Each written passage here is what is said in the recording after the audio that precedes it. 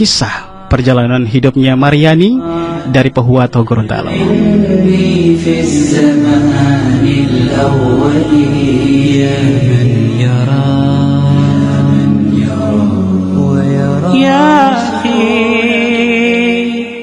ادنو مني لا تدعني يا أخي يا شقيق الروح مني يا أخي يا ضياء قلبي ودربي يا أخي يا أخي يا أخي يا أخي يا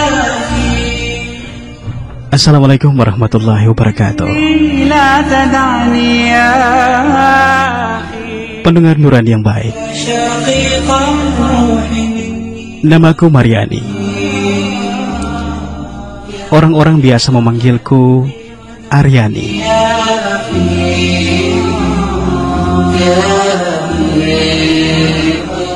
Ini adalah kisah perjalanan hidupku yang hingga hari ini masih belum lekang dari benakku. Sebuah kisah yang nyaris membuatku menyesal seumur hidup bila aku sendiri saat itu tidak berani mengambil sikap. Iya, sebuah perjalanan kisah yang sungguh aku sendiri takjub dibuatnya. Sebab aku sendiri menyangka bahwa di dunia ini mungkin tak ada lagi orang seperti dia. فجر طالع منه أبصرت طريق الجنة.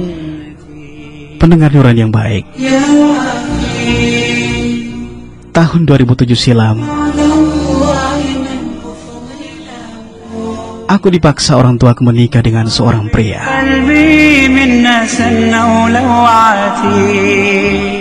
Kak Arfan namanya. Kak Arfan adalah seorang lelaki yang tinggal sekampung denganku.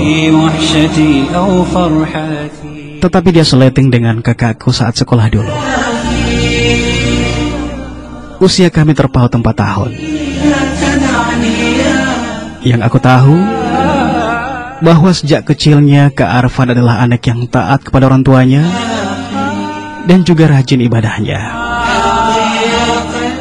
Dan tabiatnya seperti itu terbawa-bawa sampai ia dewasa. Aku merasa risih sendiri dengan Kak Arfan apabila berpapasan di jalan semisal. Sebab sopan santunnya sepertinya terlalu berlebihan pada orang-orang. Geli aku menyaksikannya. Ya, kampungan banget gelagatnya. Setiap ada acara-acara ramai di kampung pun, Kak Arfan tidak pernah kelihatan bergabung bersama teman-teman seusianya. Pasti kalau dicek rumahnya, gak ada. Orang tuanya pasti menjawab, Kak Arfannya di masjid nak, menghadiri taklim. Dan memang mudah sekali mencari Kak Arfan. Sejak lulus dari pesantren Al-Hirat Kota Gorontalo, Kak Arfan sering menghabiskan waktunya membantu orang tuanya jualan. Kadang terlihat bersama bapaknya di kebun atau di sawah. Kadang sebagian teman sebayanya menyayangkan potensi dan kelebihan-kelebihannya yang tidak tersalurkan.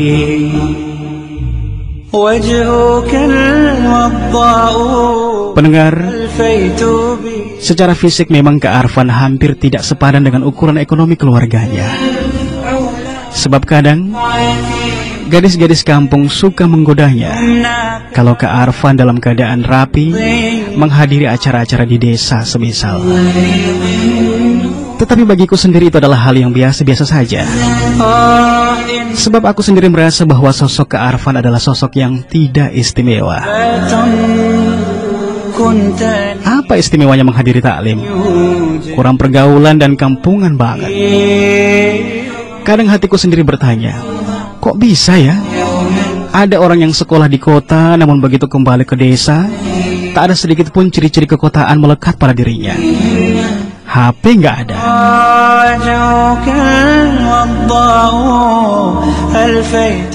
Selain membantu orang tua, pasti kerjanya ngaji, sholat, taklim, dan kembali ke kerja lagi. Seolah ruang lingkup hidupnya hanya monoton pada itu-itu saja.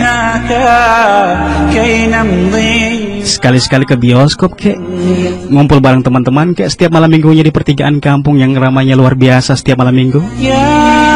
Apalagi setiap malam Kamis dan malam minggunya ada acara curhat kisah yang top banget di sebuah stasiun radio swasta di Gorontalo. Kalau tidak salah ingat, nama acaranya Suara Hati. Dan penyiarnya juga Satrio Herlambang.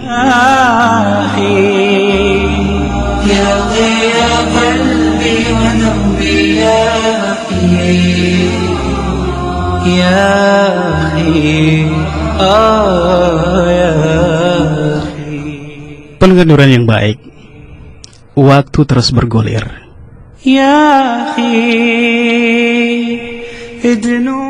Dan seperti gadis-gadis modern pada umumnya yang tidak lepas dengan kata pacaran, aku pun demikian.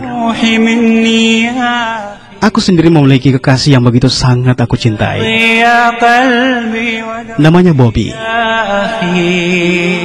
Masa-masa indah ku lewati bersama Bobby. Indah ku rasakan dunia remajaku saat itu. Kedua orang tua Bobby sangat menyayangi aku, dan sepertinya memiliki sinyal-sinyal restunya atas hubungan kami. Hingga akhirnya musibah ini tiba. Aku dilamar oleh seorang pria yang sudah sangat aku kenal. Ya, siapa lagi kalau bukan si Cooper Kak Arfan. Lewat pamanku, orang tuanya Kak Arfan melamarku untuk anak yang kampungan itu.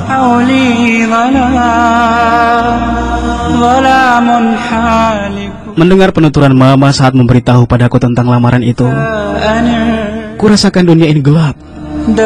Kepalaku pening. Aku berteriak sekencang-kencangnya menolak permintaan lamaran itu. Dengan tegas dan tidak berbelit-belit, aku sampaikan langsung pada kedua orang tuaku bahwa aku menolak lamarannya keluarganya Kak Arfan. Dan dengan terang-terangan pula aku sampaikan bahwa aku memiliki kekasih pujaan hatiku.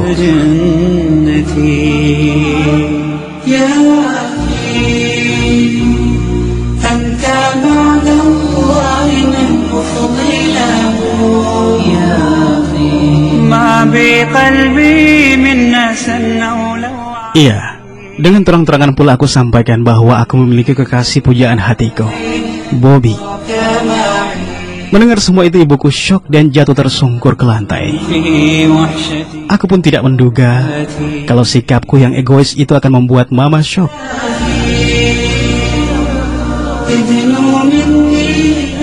Baru ku tahu bahwa yang menyebabkan mama syok itu karena beliau sudah menerima secara resmi lamaran dari orang tuanya Kak Arfan. Hatiku sedih saat itu. Kurasakan dunia begitu kelabu. Aku seperti menelan buah si malakama, seperti orang yang paranoid, bingung dan tidak tahu harus ikut kata orang tua atau lari bersama kekasih hatiku, Bobby. Hatiku sedih saat itu. Akhirnya dengan berat hati dan penuh kesedihan, aku menerima lamaran Kak Arfan untuk menjadikan aku istrinya. Dan kujadikan malam terakhir perjumpaanku dengan Bobby di rumahku meluapkan segala kesedihanku. Jujur, meskipun kami saling mencintai, tetapi mau tidak mau Bobby harus merelakan aku menikah dengan Kak Arfan, karena dia sendiri mengakui bahwa dia belum siap membina rumah tangga saat itu.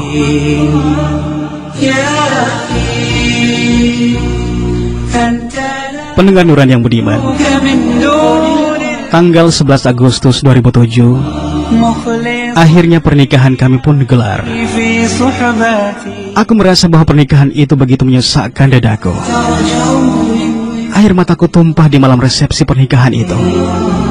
Di tengah senyuman orang-orang hadir pada acara itu, mungkin akulah yang paling tersiksa. Karena masa remajaku dan menikah dengan lelaki yang tidak pernah aku cintai. Dan yang paling membuatku tidak bisa menahan air mataku, ternyata mantan kekasihku Bobby juga hadir pada acara resepsi pernikahan tersebut. Ya Allah, mengapa semua ini harus terjadi padaku, ya Allah? Mengapa yang harus jadi korban semua ini adalah aku?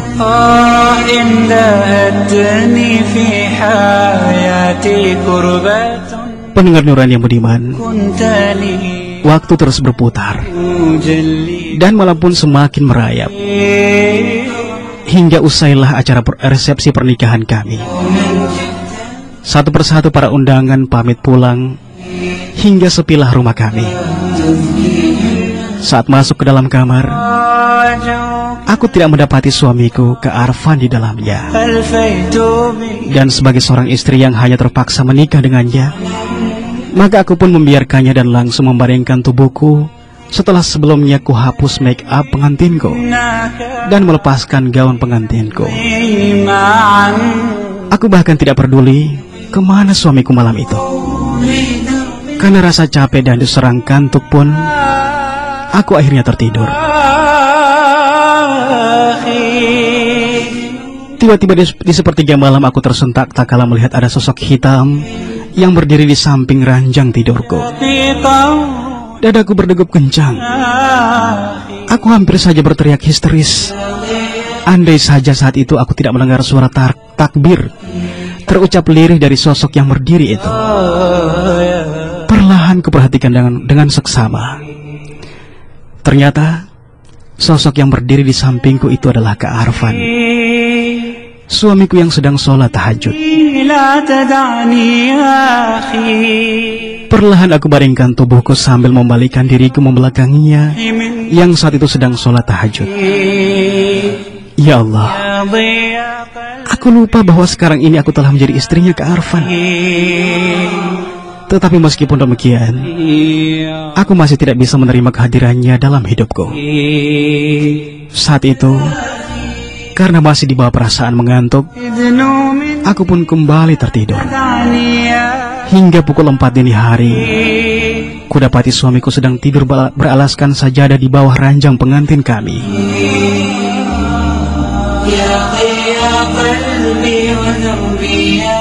Dan aku kembali berdegup kencang tak kala mendapatinya.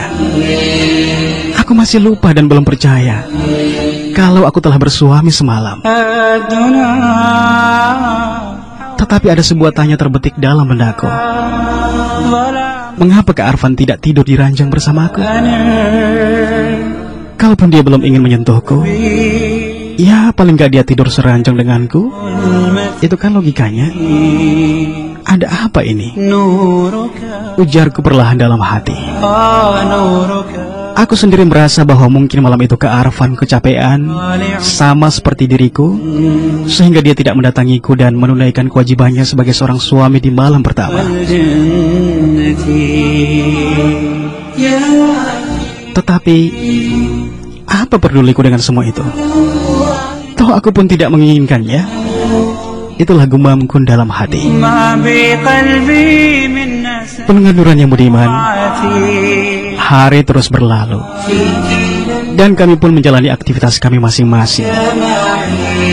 Kak Arfan bekerja mencari rezeki dengan pekerjaannya, dan aku di rumah berusaha semaksimal mungkin untuk memahami bahwa aku telah bersuami dan memiliki kewajiban melayani suamiku. Ya, paling enggak menyediakan makanan buatnya.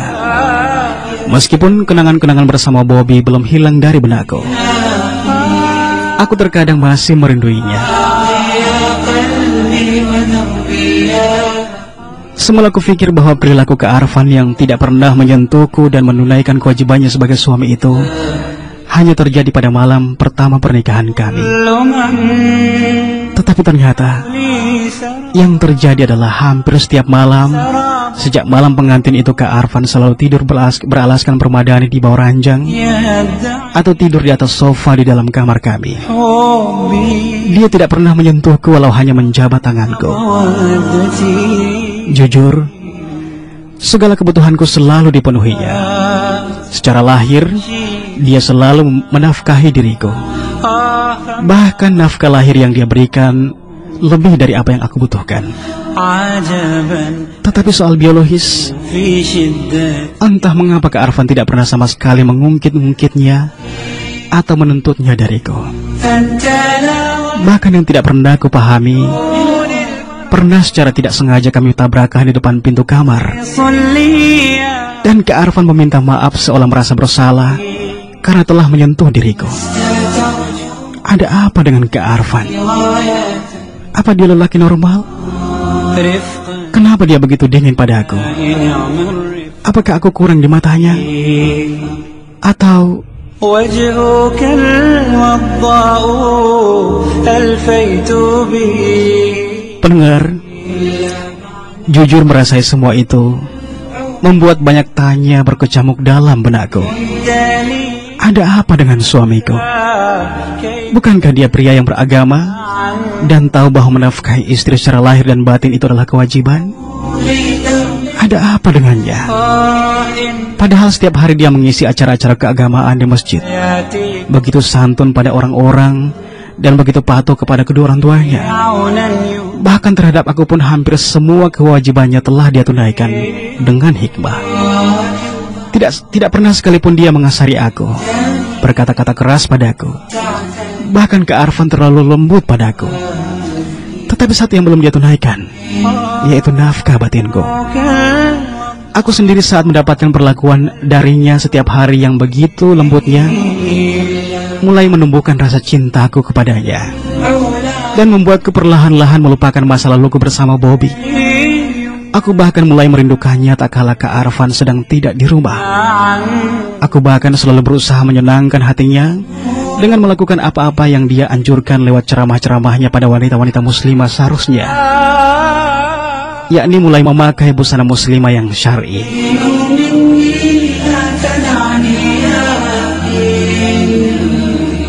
يا شقيقا Pendengar, memang 2 hari setelah pernikahan kami, Kak Arfan memberikan hadiah yang diisi dalam karton besar padaku.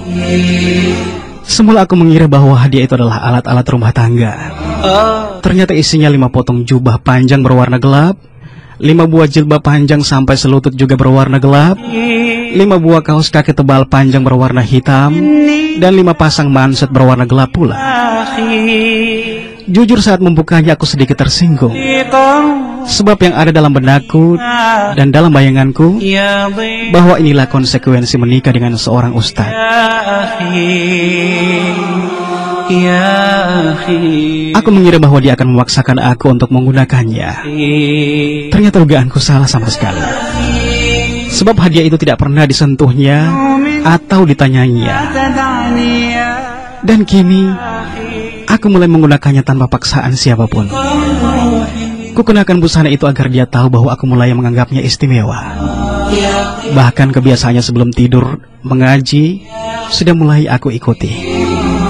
Kadang-kadang ceramah-ceramahnya di masjid sering aku ikuti dan aku praktekkan di rumah. Tetapi satu yang belum bisa aku mengerti darinya, entah mengapa hingga memasuki 6 bulan pernikahan kami, dia tidak pernah menyentuh aku. فأنا دربي وبدر Setiap masuk kamar, pasti sebelum tidur dia selalu mengawali dengan mengaji, نورك lalu tidur di atas hamparan permadani, di bawah ranjang hingga terjaga lagi di sepertiga malam, طالع dan melaksanakan sholat tahajud. Hingga suatu saat Kak Arfan jatuh sakit. الجن Tubuhnya demam dan panasnya sangat tinggi. يا Aku sendiri bingung bagaimana caranya menanganinya, sebab Kak Arfan sendiri tidak pernah menyentuhku. Aku khawatir dia akan menolak aku bila aku menawarkan jasa membantunya. وعتي Ya Allah, apa yang harus aku lakukan saat ini? Aku ingin sekali meringankan sakitnya, tetapi apa yang harus saya lakukan ya Allah? أوفى Aku bingung saat ini. يا أخي ادنو مني لا تدعني Pendengar Nuran yang baik, malam itu aku tidur dalam keadaan gelisah. Aku tidak bisa tidur mendengar hembusan nafasnya yang seolah sesak. Ku dengar Kak Arfan pun sering mengigau kecil. Mungkin karena suhu panasnya yang tinggi, sehingga ia selalu mengigau. Sementara malam begitu dingin disertai hujan yang sangat deras dan angin yang bertiup kencang. Kasihan Kak Arfan. Pasti dia sangat kedinginan saat itu. Perlahan-lahan aku bangun dari pembaringan dan duduk kemudian menatapnya yang sedang tertidur pulas. Perlahan kupasangkan selimutnya yang sudah menjulur ke bawah. Ingin sekali aku merebahkan diriku di sampingnya atau sekedar mengompresnya dengan air hangat. Tetapi aku tidak tahu bagaimana harus memulainya. Hingga akhirnya aku tidak kuasa menahan keinginan hatiku untuk mendekatkan tanganku di dahinya untuk meraba suhu panas tubuhnya.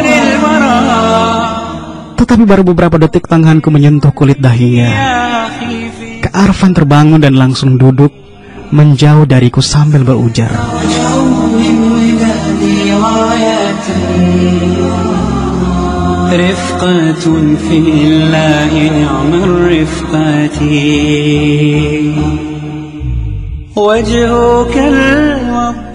Afwan, Dek. Kau belum tidur? Kenapa ada di bawah? Nanti kau kedinginan. Ayo naik lagi ke ranjangmu dan tidur lagi. Nanti besok kau capek dan jatuh sakit. Pinta Kak Arfan padaku.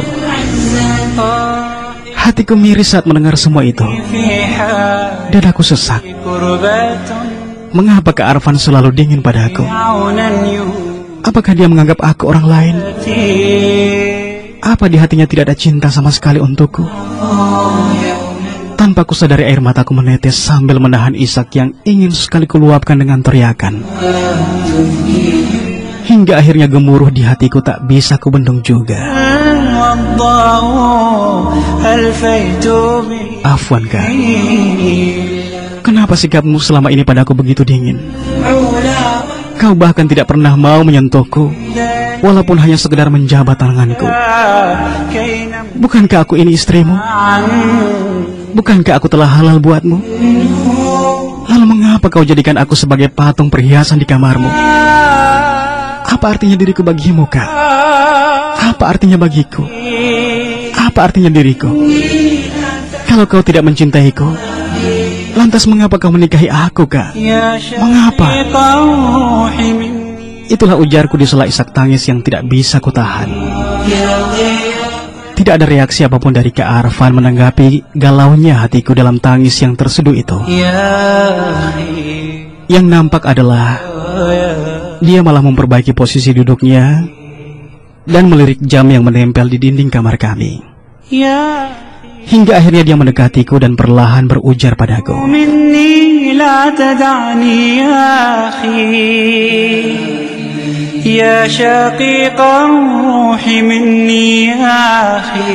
Dek,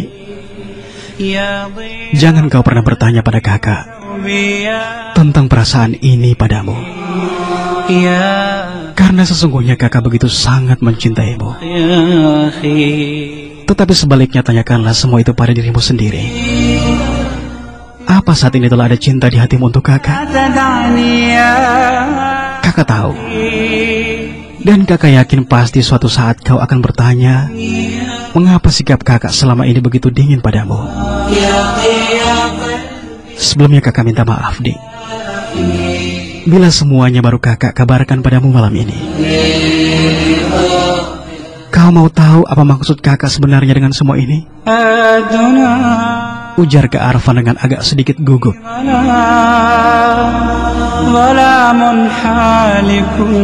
Iya, saya mau tahu. Tolong jelaskan pada saya, Kak. Mengapa kakak begitu tega melakukan ini pada saya? Tolong jelaskan, Kak. Ujarku menimpali tuturnya Kak Arfan. Saat itu Kak Arfan mengawalnya dengan helaan nafas panjang.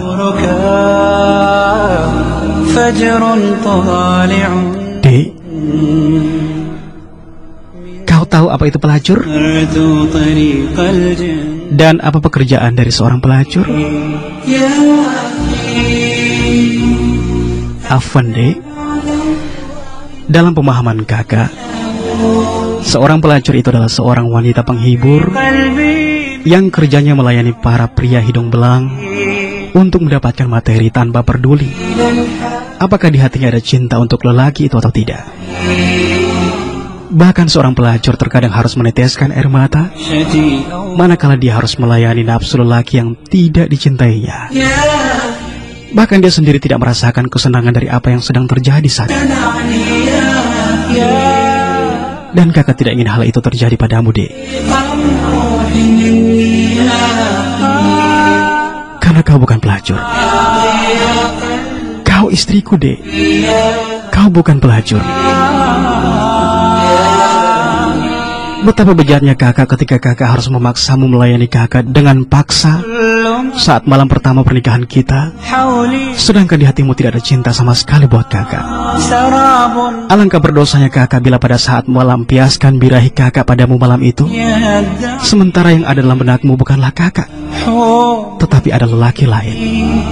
وصدق Kau tahu, Dek, ودتي sehari sebelum pernikahan kita, إن kakak sempat datang ke rumahmu untuk memenuhi undangan bapakmu. شي فما Tetapi begitu kakak datang, tepat berada di depan pintu pagar rumahmu, kakak melihat dengan mata kepala kakak sendiri kesedihanmu yang kau lampiaskan pada kekasihmu Bobby. ذاتي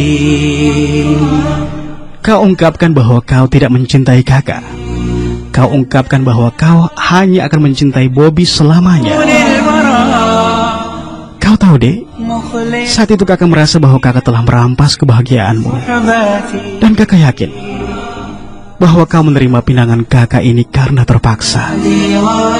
Kakak juga mempelajari sikapmu saat di pelaminan, رفقة bahwa begitu sedihnya hatimu saat bersanding di pelaminan bersama kakak. Lantas, وجهك haruskah kakak egois dengan mengabaikan apa yang kau rasakan saat itu? فيت بي Sementara tanpa memperdulikan perasaanmu, kakak terpaksa menunaikan kewajiban kakak sebagai suamimu di malam pertama. دالي Sementara kau sendiri seolah mematung dengan derayan air mata seperti seorang pelacur.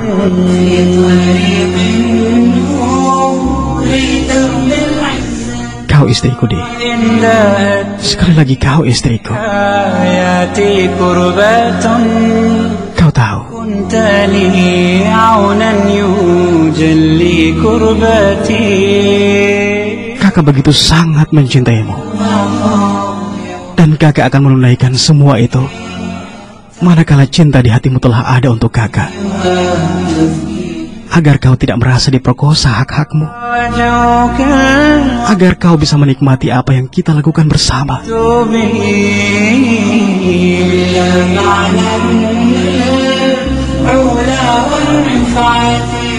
Dan alhamdulillah, يمناك apabila hari ini kau telah mencintai kakak, معا dan kakak juga sangat bersyukur jika hari ini kau telah melupakan mantan kekasihmu itu. Beberapa hari ini kakak perhatikan, kau juga sudah mengenakan busana yang syar'i. Pinta kakak padamu, Dek, يا شقيق luruskan niatmu. مني Kalau kemarin kamu menggunakan busana yang syar'i itu untuk menyenangkan hati kakak semata, maka sekarang luruskan niatmu. يا Niatkan semua itu untuk Allah Subhanahu wa Ta'ala. Setelahnya, tentunya untuk kakak. يا أخي Pendengar nurani yang budiman, نو مني لا تدعني mendengar semua itu aku memeluk suamiku. يا شقيق Aku merasa bahwa dia adalah lelaki yang terbaik selama hidupku. يا Aku bahkan telah melupakan Bobby. ضيفي ودربي يا Aku merasa bahwa malam itu aku adalah wanita yang paling bahagia. أخي يا Karena meskipun dalam keadaan sakit, أخي untuk pertama kalinya Kak Arfan datangiku sebagai seorang suami. إذ نو مني Hari-hari kami lalui dengan penuh kebahagiaan. أخي Kak Arfan begitu sangat karismatik. Terkadang dia seperti seorang kakak buatku, terkadang seperti orang tua. Darinya aku banyak belajar. Perlahan aku mulai meluruskan niatku. Aku benar-benar menggunakan busana yang syar'i semata-mata karena Allah dan untuk menyenangkan suamiku. Sebulan setelah malam itu, dalam rahimku telah tumbuh benih-benih hasil buah cinta kami berdua. Alhamdulillah, aku merasa sangat bahagia bersuamikan dia. Darinya aku belajar agama yang banyak. Aku menjadi mutarobinya. Hari demi hari kami lalui bersama dengan kebahagiaan.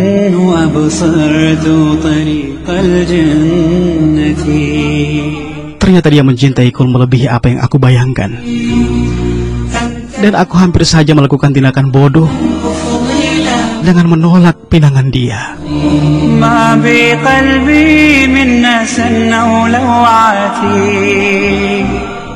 Pengenuran yang baik. Aku pikir kebahagiaan itu akan berlangsung lama di antara kami. Setelah lahir Abdurrahman, hasil buah cinta kami berdua, anak pertama kami berdua, di akhir tahun 2008, Kak Arfan mengalami kecelakaan dan usianya tidak panjang. Kak Arfan meninggal dunia sehari setelah masuk rumah sakit setelah tabrakan tersebut. Aku sangat kehilangannya. Aku seperti kehilangan penopang hidupku. Aku kehilangan kekasihku. Aku kehilangan murabbiku. Aku kehilangan suamiku. Pendengar Nuran yang budiman, tidak pernah terbayangkan bahwa kehidupan kami bersama begitu singkatnya. Yang tidak pernah aku lupakan di akhir kehidupannya Kak Arfan, dia masih sempat menasihatkan sesuatu padaku. Dek, pertemuan dan perpisahan itu adalah fitrahnya kehidupan. Kalau ternyata kita berpisah besok atau lusa, kakak minta padamu, Dek, jaga Abdurrahman dengan baik. Jadikanlah dia sebagai mujahid yang senantiasa membela agama Allah dan senantiasa menjadi yang terbaik untuk umat, memberikan yang terbaik untuk umat.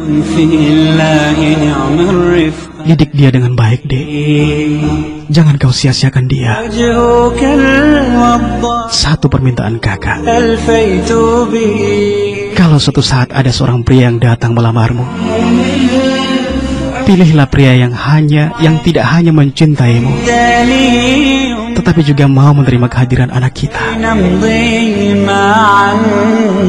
Maafkan kakak, Dek, bila selama bersamamu ada yang kurang yang telah kakak perbuat untukmu. Senantiasalah berdoa. Kalau kita berpisah di dunia saat ini, insya Allah kita akan bersua kembali di akhirat kelak.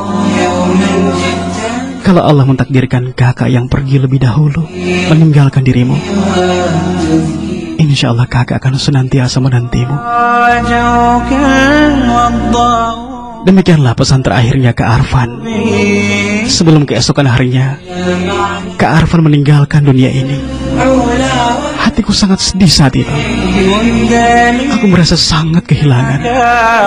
Tetapi aku berusaha mewujudkan apa yang menjadi harapan terakhirnya. Wassalamualaikum warahmatullahi wabarakatuh.